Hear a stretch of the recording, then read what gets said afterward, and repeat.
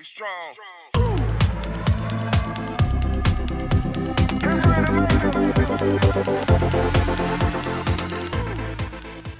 Good morning, good afternoon, and good night. Welcome back to the Amateur Otaku podcast. We are back here tonight to talk about anime, and we're talking about the one, the only, the cute, cuddly, and amazingly funny Spy Family. We're back with our bi-weekly coverage of Spy Family. We are talking episodes 15 and 16 of Spy Family. And Jamie, thank you for joining us again for more Spy Family awesomeness. Yeah, thank you guys for having me. I'm excited to talk more Spy Family. So, guys, let's go right in. Let's not waste time. If you guys love what we do here at the Amateur Taco Podcast, make sure to subscribe, click on that like button, click on that bell for notifications so you don't miss any episodes or streams of the Amateur Otaku. You can find us on Twitter at Amateur Otaku Pod. So make sure you click on those links so you don't miss anything out, because we cover My Hero Academia and Spy Family every 2 weeks, and we do Chainsaw Man and Bleach every 2 weeks, and a lot of stuff in between. If you're going to stay till the end of the show, remember, we're going to do a nice Q&A at the end of the show. So if you have any questions that you've been wanting to ask us forever that you can't sleep unless... Okay, that's dramatic. If you have any questions for us, make sure to send them in the comments below or send it to us on Twitter, and we will answer it at the end of the show. But guys, let's talk Spy Family. Last time we left the show, we thought that Lloyd was going to gun down a dog. What a great cliffhanger. Now, Jamie, he didn't kill the dog. He was still a hero at the end. What were your thoughts of the last episode, episode 15 of Spy Family? I really had a lot of fun with it. Glad to see, Doggo live to fight another day. Hopefully find the right trainers this time around. Yes. But it was really cool to see Lloyd's boss kind of like interact with his family, but in a way that's like, it's like we know who she is, but they don't, and make it seem like very natural. And also like Anya finally getting like the big fluffy dog of her dreams and naming him Bond. I thought that was super cute, and like I'm like, oh yeah, that makes so much sense. Spy, I get it. So much sense, yeah. So love to see that he was like the new member of the family, and that the vision came true, and everybody's all right. Yeah, I really enjoyed it. It was great. Isak, Spy Family, episode 15. Talk to me. Well, it was a lot of fluff, that's for certain. You see, And hold on. No. Dig. I'm not letting you get away with that. That makes it sound like this episode was bad, and I know you're just doing it for the pun. no, in all seriousness, I do truly enjoyed it, and I was just so delighted to see how they were, introducing, not introducing, incorporated the new family member in this, the Forger household, and he is one great, solid family member of going down the line. What I love the most about an episode like this one is that it justifies the what's the word I'm looking? The hook of the show. It's about the comedy that these dual lives bring to the mix, right? It's about the hilarity that ensues. So the dog and Anya talking to each other through their abilities, right? The fact that this guy's trying to escape Lloyd in the car, and suddenly Yor sees him, recognizes him. She kicks a car and it crashes. And then she's calling the police. And this is why we all love Yor. Yes, and then she's calling the police like, hi, we found one of the terrorists. Oh no, I'm the same housewife. like it was just hilarious. And then also, I love how Anya also played to her strengths. Like, yes, I know you're a spy, but I know I can tell you. But I'm going to use it to blackmail you into letting me have this dog. Like, if I don't have this dog, I'm not going to school anymore. And then like the handler and Lloyd are like freaking out. No. Oh no. That was just hilarious. So hilarious. But Yeah, yeah, she's smarter than I give her credit for. yeah. And you know what? I'm glad that you mentioned that because she's smarter than we give her credit for, but at the same time, it also highlights how great Endo-san, the creator and writer, the mangaka for Spy Family, how sensitive he is in understanding how the brain of a child works, right? Because it's the simplest ideas and the execution is perfect in a moment like that, right? Because at that point, children have the ability of being extremely selfish, right? Yeah. But the fact that she's selfish enough not to destroy the family unit makes her very smart as well. But also, I love how he's able to explore Anya's childlike mentality and how she arrives to the name of Bond. Like the whole thing with the gloves. Like I like how natural that felt.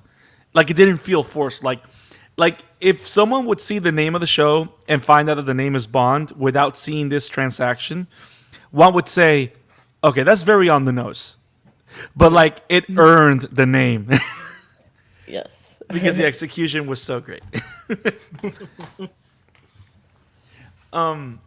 Isaac, when you saw how smooth Bond was in taking those gloves away from that dog, what do you think? Just like when I saw that in the manga, I just laughed my ass off. Yes. Oh, can we talk about that? When was the last time you guys watched a show that you would consistently laugh your ass off? Because I feel that I have great moments with Spy Family all the time, and I'm enjoying it so much because of that. If you're legitimately asking, Abbott Elementary is one that consistently gets a laugh. Oh yeah, That's about it right now. Nice. But do you get that same experience, Jamie? Like, do you just burst out laughing? Like I was at work and I was laughing so loud, it was so bad. Yeah, no, this is definitely, I feel like I don't know if I have a weird sense of humor or if a lot of other people's bars are just very low in terms of comedy, but I find that I don't laugh at a lot of things that the majority of people do. So Hmm. Spy Family is always a treat to me because I can always find something to laugh at in the show. Um, yeah, I True. definitely, this is like, that's I think one of the reasons why I enjoy it so much is because there's genuinely just like good writing and like good jokes inside the story, and they're not like too corny or like maybe not even corny at all, or like it just has the right amount of hits the right mixture of ingredients to create some good laughs. I also think, and Mike, I wanted to get your take on this of everybody, but I think it also has to be with the mangaka choosing the right voices for the different types of jokes. Does that make sense? Because the Yeah. jokes that he presents through they land. The jokes that he puts for Anya, they land because they feel like jokes or moments that a child would do. And everything's very organic with all the different characters. Like the moment where she's planning to like save the world, right? To get on Desmond's side because of the dog. And she has this vision of how it's going to play out, and then when she actually tries it and it doesn't play out, the idea of shock, and she just falls down and cry and like just Yeah. so beautiful. It's yeah, that's a great point though, and this is something that we've said before in our Spy Family coverage, but it's worth reiterating. That just goes to show how well written these characters are, right? Because they're so well defined to where they do feel like real people at times, right? Like Anya does come across as a real child, whereas we just got done talking about My Hero Academia. As much as I love the show, those are not real teenagers. Those are not real No way. 15-year-olds. No way. Not moody enough. Right? Shoto honestly might be the most realistic depiction of a teenager in that series because he's just moody and doesn't really give a crap about anything. But Right. you come back here, Anya legitimately does feel like yeah, this is probably what a 7-year-old would act like with telepathy. And these are the crazy situations where life doesn't necessarily go her way, even though she's envisioning this grand master plan of hers in her own head. And so, yeah, I think that just comes down to, like you said, understanding these characters and then having the ability to develop them as well as they have. Just speaks to the strength of the mangaka. And then also the adaptation of the anime, right? Being able to pick up on those moments. And not only that, from what Isaac has said, enhance them and make them even better than they were originally. It's elegant. Definitely. So, and I'm glad that you explained it that way, Mike, because in this particular episode, if you really think about it, in comparison to the others, not a lot happens. It's not a heavy episode. It's not a dense episode. It's literally the aftermath of everything that happened in the last 2 episodes, which it's totally fine. But it has that weight of flow and that weight of permanence and hilarity because, like you said, the character is just so well written. Do y'all have a favorite moment in this episode in particular?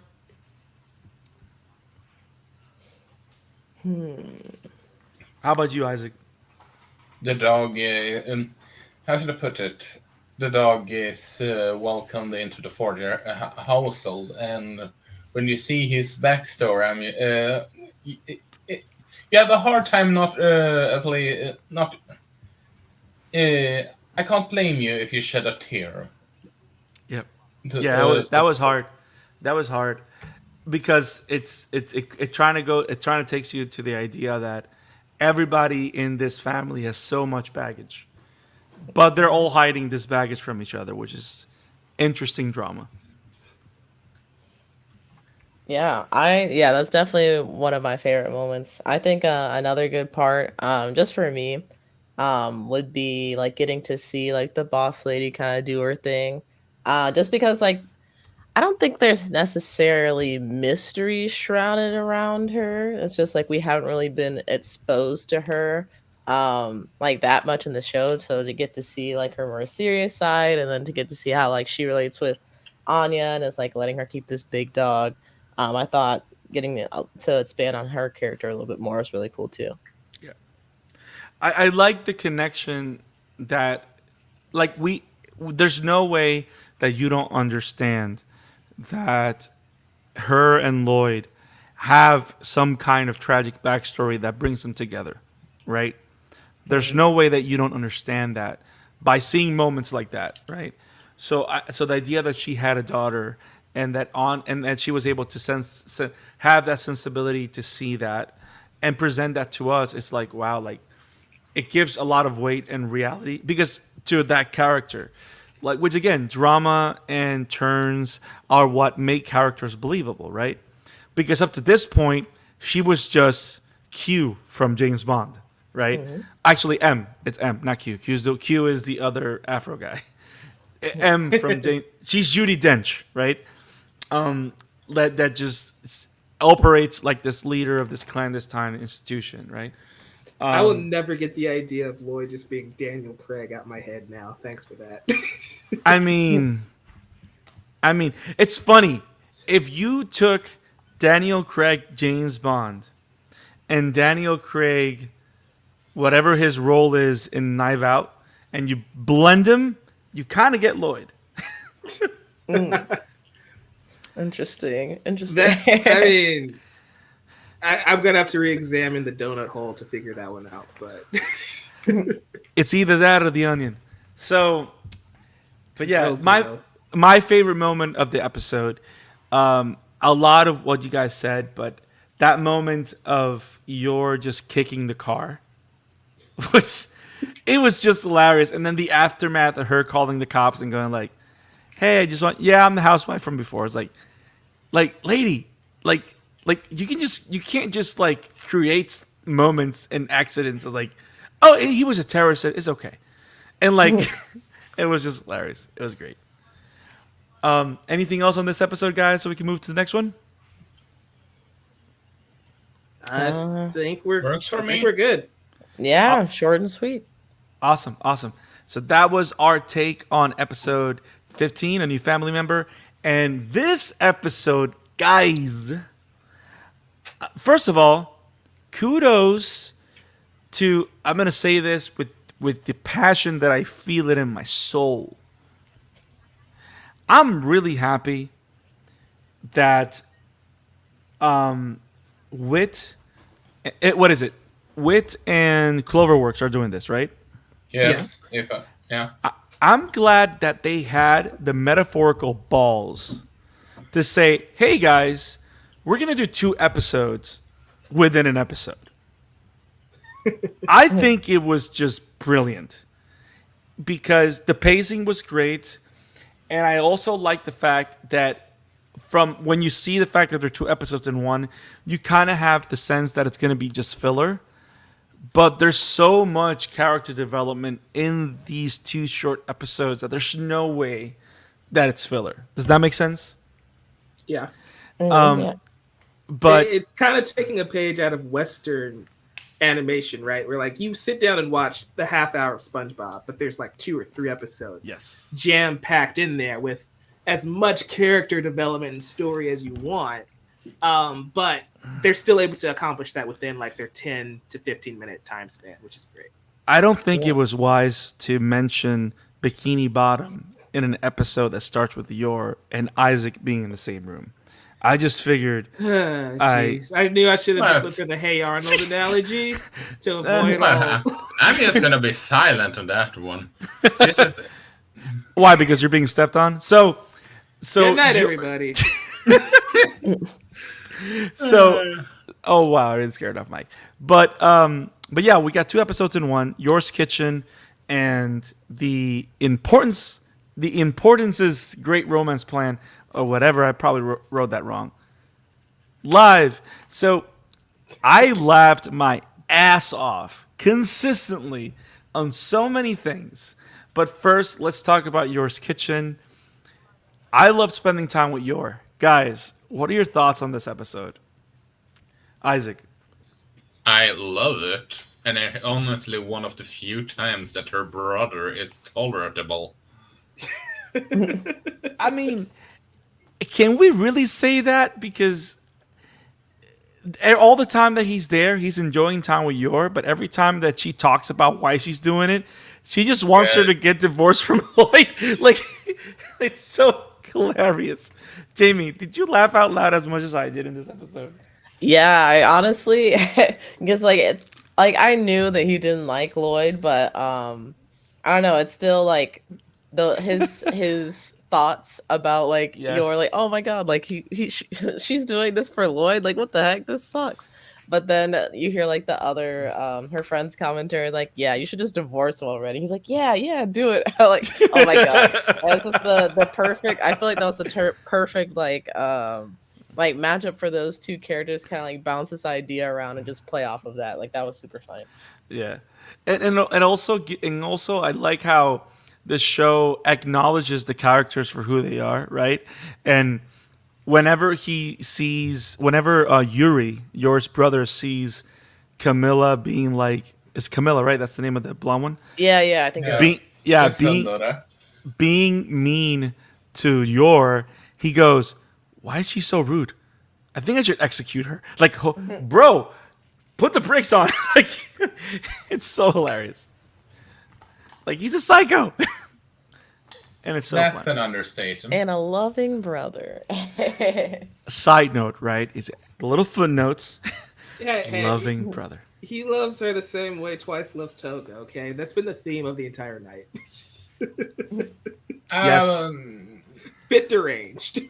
Yes, a bit. It's but yeah, I like the in-depth time that we have with Yor.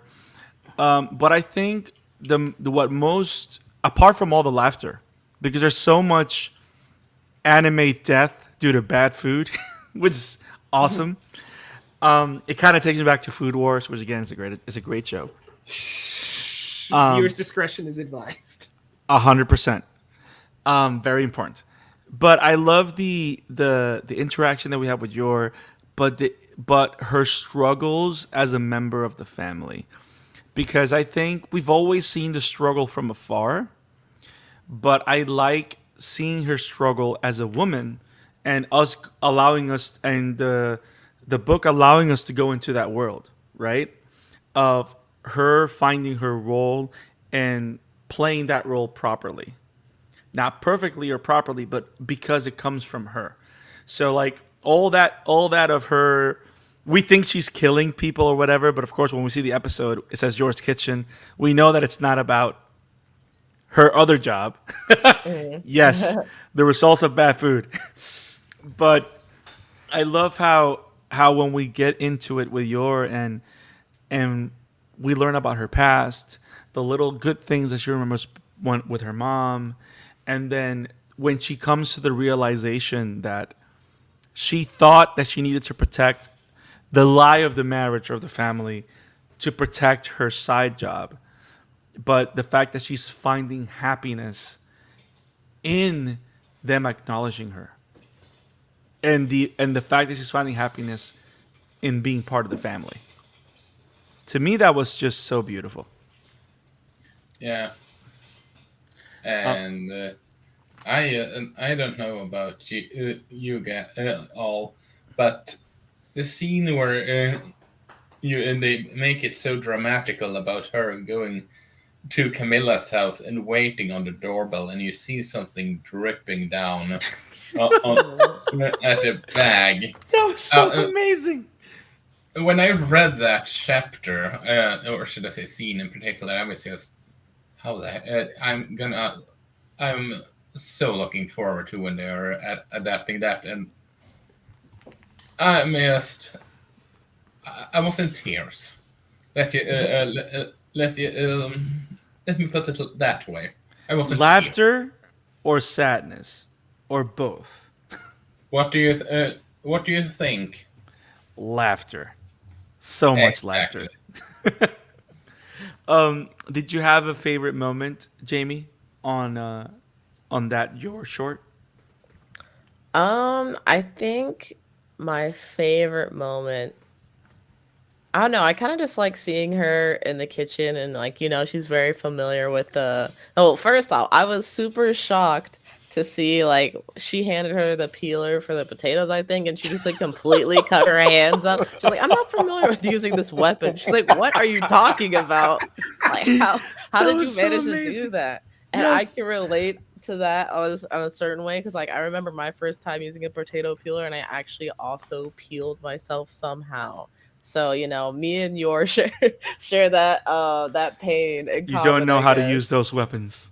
Yeah, no, I was not familiar with that weapon at that time. That is um so funny. that It was super funny to see. I was not expecting that at all.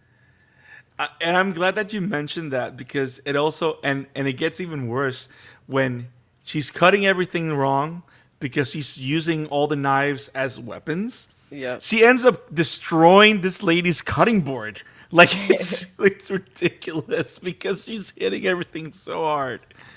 It is just hilarious. I mean, she is inhumanly strong. Truth. So much True, truth. true. I also liked that we got to know a little bit more about her backstory with her brother, Yeah. and like talking about like when their mother was present in their life and the things they enjoyed about it. I thought that was really cool that she got to like bring a piece of that back to Anya and Lloyd. Yeah. Yeah, that was great, and but I also like that there's like we see a future where this side of yours is going to continue to be explored, because you know how it's kind of set up like, oh, she finally made a dish that was edible, right? And they Mhm. enjoyed it, but they also wrap it up with she has a long way to go. Yeah. Now, can we talk about? We've always loved Anya, not just for her expressions, but because of the way. Have you guys caught that every time she says thank you, the subtitles say thank you with it, Hmm. like she has like a Like a like speech a impediment. yeah, like a lisp. Hmm. Which again, I It's loved it. present in the dub, everybody. If you're watching the dub, So I'm glad I didn't know that. Now I want to watch the dub now, I didn't know but that either. whenever she's in chalk, she says chalk. But I love that whenever York comes back and says, tonight I'll make dinner, and they're both going like, oh, like they're freaking out. It was my favorite. This still makes me laugh. Wait, is that mom on the other side? Yeah. No, there's another scene there where Camilla's looking at him like just doing this, and she says, "Are you eating or throwing up or both?" Like it was awesome. This short episode was awesome, and like I said, it was only half of the episode, but there's so much character growth and acknowledgement, right? We've always talked about fillers in different ways. Like there's filler that's just filler, but there's filler or scenes like this that are not really filler because they're expanding the world and the characters, right? Yeah. Which is why I love episodes like this, because it's like and finally a your-centric episode. Like literally it was all about her. Yeah. I need more of this. We need more of this. Also, can we all agree that the Last Supper was just pitch perfect? Yes, that line. Oh my god.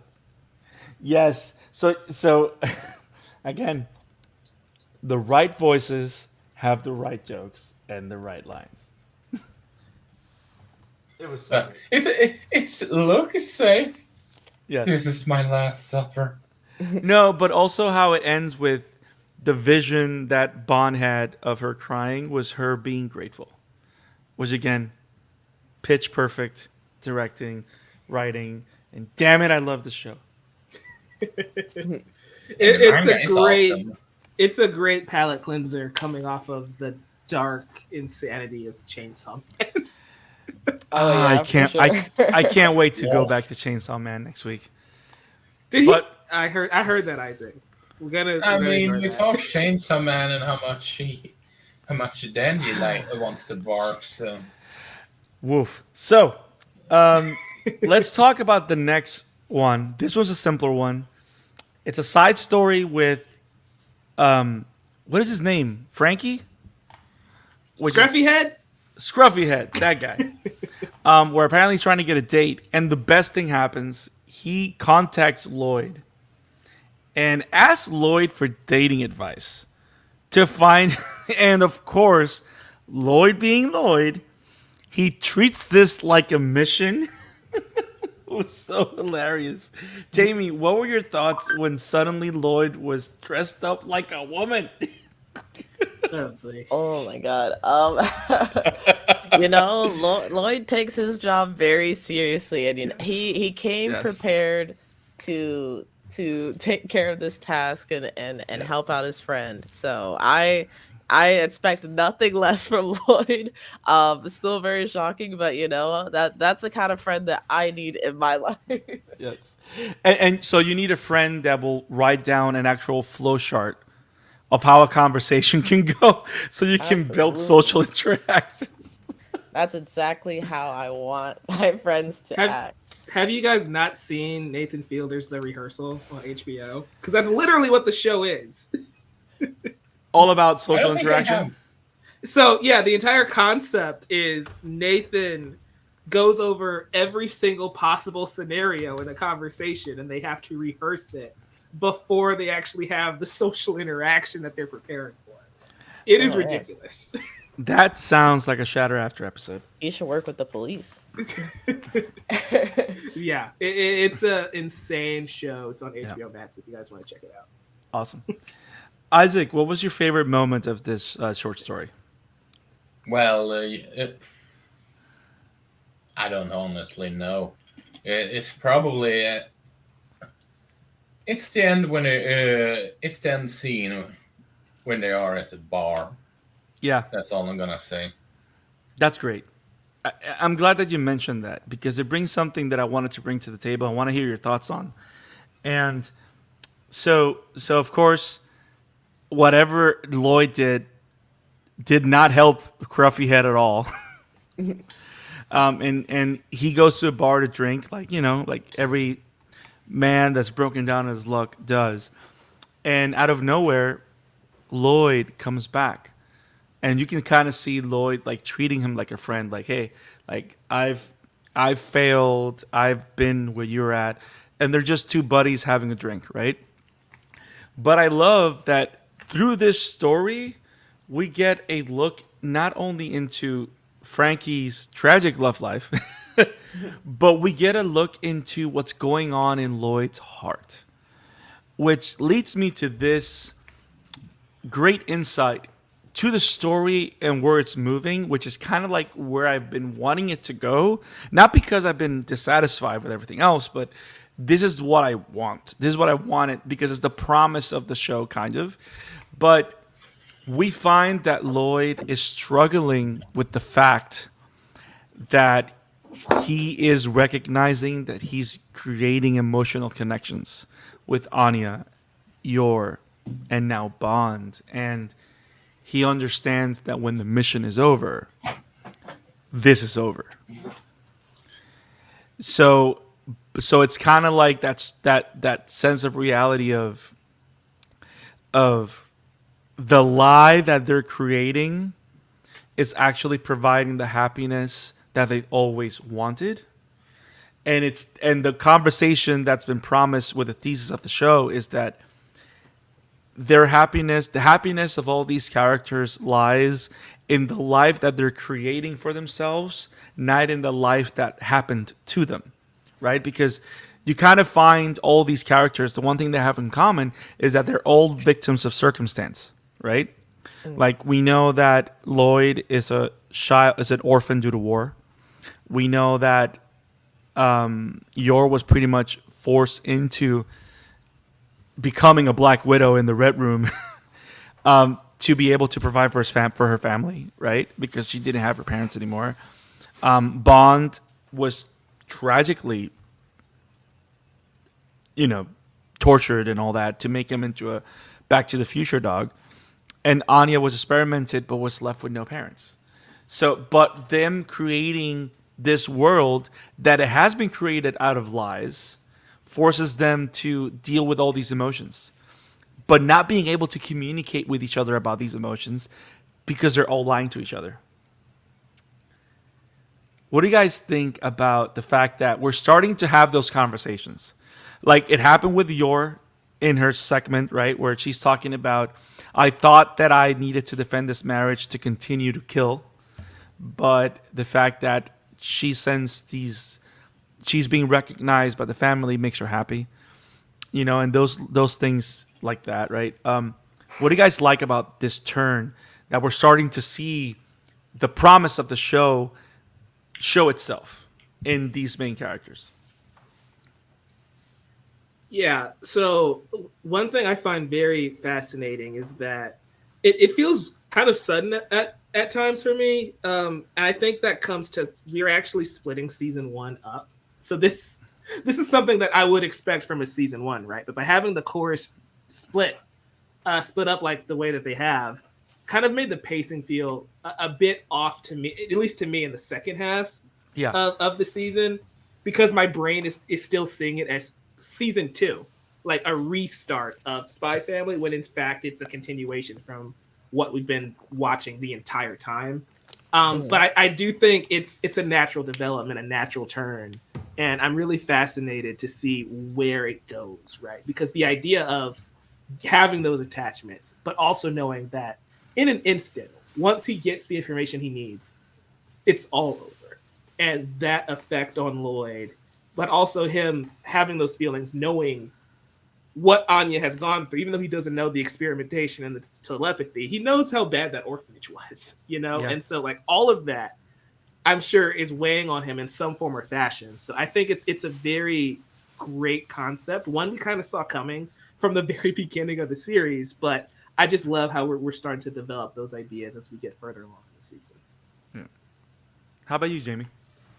Yeah, I definitely like you were saying, like I think this is where the show can really show some great potential as far as storytelling goes. Like I've been loving the story so far and the interactions between these different characters, and really I I think it's really smart that we got to like see this relationship build instead of like, one episode they're strangers, next episode they're family, and now they're dealing with this kind of like conundrum of like, we're family, but we're not really family. Like, I'm only here for one purpose. I'm glad we actually got to see like these feelings like build up. So now I'm also invested in this relationship as an audience member.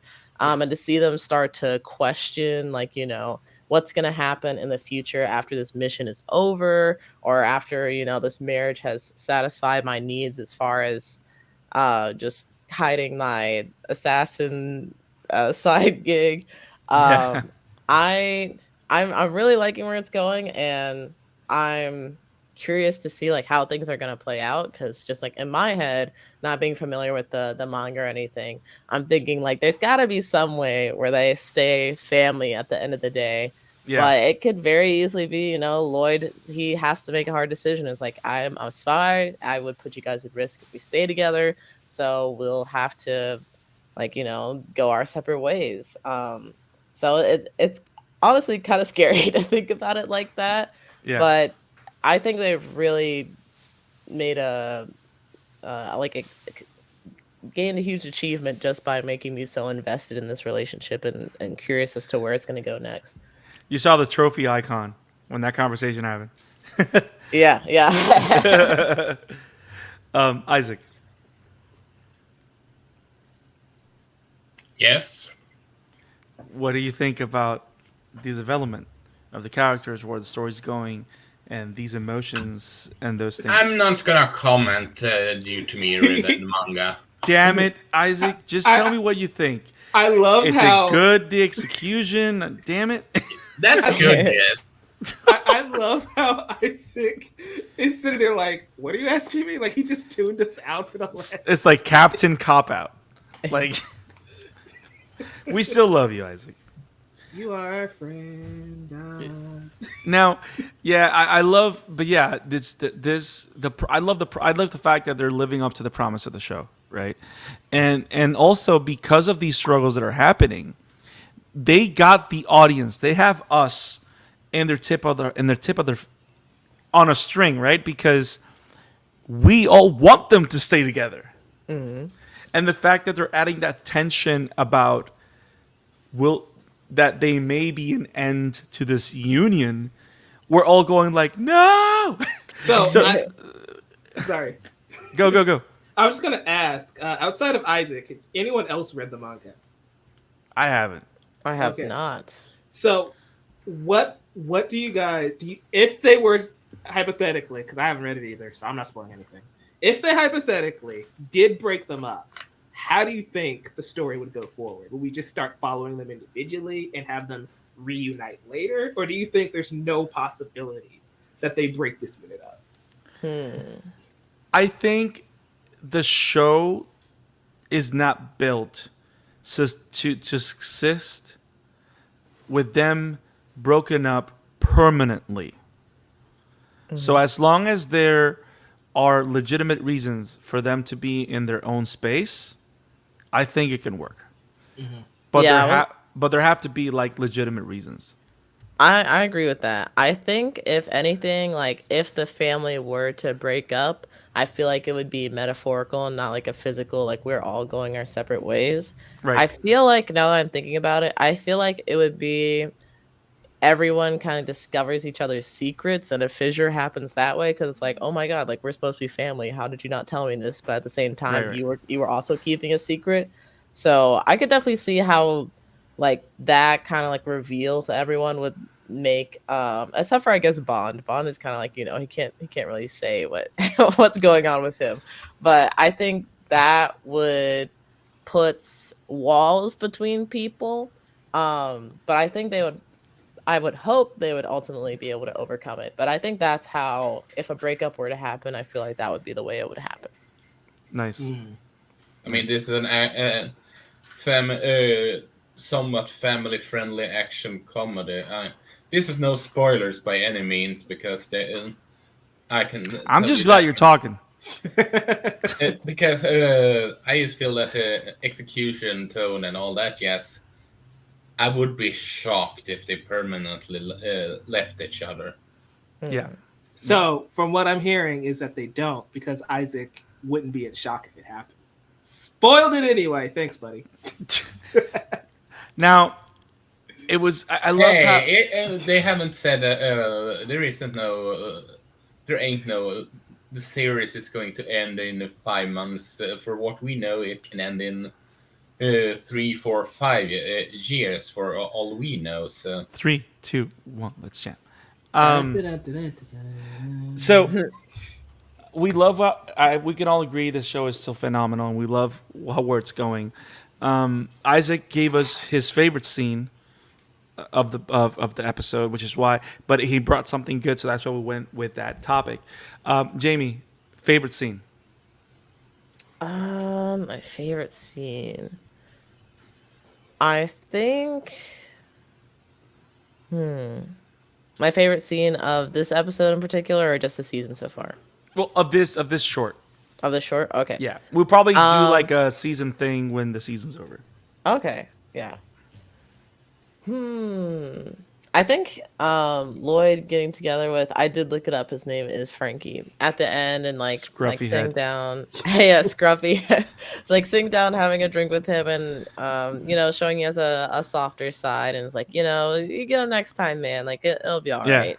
Yeah. I really like that, because I think like it's interesting, because the way that Lloyd comes off as a character is very like, I'm a tough guy, like, I do things to get things done, like no feelings attached or anything, but a lot of his actions have actually gone against that kind of ideology, and so it's interesting to see that kind of that fissure whenever it happens. It's interesting that you mentioned that, because it makes me think about the fact that because of Lloyd's job, he's never meant to be a person. Right. He's meant to be, or he's built himself to be something that it can be anything. But now that he's become a person because of the new role, he's finding who he is again. So that's why you're seeing those emotional breakdowns here and there. Does that You know make what sense? it reminds me of? Yeah. It reminds me of Batman in a lot of ways, right? Like once you start integrating Robin, Batgirl, these Bat family characters, he starts to soften up, and he starts to change, and he starts to become a different person. Yeah. Whereas before it was the mission, right? The fight against crime in Batman's case, all of Lloyd's missions up until this point, and you're starting to see the cracks, and you're starting to see the facade kind of fall apart in a good way. It's making him a better person. Right. I'm glad that you brought the Batman angle also, because the other side of the Bat family dynamic is that not only does it show the cracks of the human behind the Bat, but it shows the trauma behind the Bat. Because a lot of the reasons why the Bat family is so troubled a lot of times is because of how messed up Bruce really is. It really goes back to a lot of stuff that he hasn't worked through. I mean, he never worked through anything, considering he dresses like a bat and his parents were killed when he was 8. Like that's like 15 years removed from him becoming Batman. He clearly never was able to move on from that. Yep. True. So I'm to end the Spy Family conversation, I'm going to go to my favorite moment. I'm going to say it very simply. Is when Lloyd and Frankie are at the cafe. Frankie's just screaming at Lloyd about everything that's happening. He's screaming at Lloyd. The camera pans back. You can hear Frankie screaming at Lloyd and just calling him stupid and just screaming at everything. And suddenly, out of nowhere, a caption comes in the screen. They are whispering. Like out of nowhere. I just lost it. Because you hear them just screaming and bickering about everything, and they're talking like about how him just asking for help and screaming, and it literally says they're whispering. Like, it's just hilarious. He was screaming on the inside. Yes. It was so great. And it's funny because you see that pop up as the voice actor is literally like screaming at him. So it was just hilarious. Well, guys, we've talked Spy Family. Any thoughts on Spy Family? It's a banger. Yes. it. Go watch it. Yeah, I love definitely. it. I feel like if you're like somehow you don't watch anime and you ended up on this channel, first of all, welcome. I feel like Spy Family would definitely be like a great like anime starter just because it's like Yes. it's not like super shonen or it's like I must do this for my father kind of thing, you know? Like it's very like, you know, like like it's very simple premise, like, you know, Spy has to get this mission done and he ends up meeting people along the way and they're all like very lovable and have their own little quirks. Like it's definitely and that's one of the reasons I think I love it so much. It's just very approachable and a lot of fun. Yeah. Awesome. No Kamehameha is required. Correct. Now, guys, if you love what we do here at the Amateur Otaku Podcast, make sure you subscribe, click the like button, click on the bell for notifications so you don't miss any episodes, any live stream, any of our content here at the Amateur Otaku Podcast. We will be back in 2 weeks talking more Spy Family. So stay tuned to the channel so you don't miss our continued coverage of this amazing, lovable, cute, and hilarious show. Based on the work by Tatsuya Endo, which is a great mangaka. So make sure you don't miss next week's episode. If you're watching Chainsaw Man and Bleach: The 1,000-Year Blood War, don't worry. Next week, we are coming back with our coverage of Chainsaw Man 2 and 3 and Bleach: 1,000-Year Blood War 2 and 3. So make sure you subscribe so you don't miss that live stream either. Every Sunday, here we talk anime. Right. So we have our Q&A portion coming. So if you're ready to step out, don't worry. You can find me at the Scarlet Fan 52. Jamie, where can people find you? At Swiper Art on Twitter, and I think YouTube's supposed to be doing like this handles thing, so I'll make it the same. So at Swiper Art everywhere. Awesome. Isaac, where can people find you? Twitter, Emblemaniac. Work, Boom Entertainment. And Mike, where can people find you? I love how Isaac condensed that into like 4 words. But you can find me at Novice Cinephile everywhere, specifically youtube.com/noviceCinephile. And you can find the pod at Amateur Otaku Pod. And make sure you subscribe to the channel.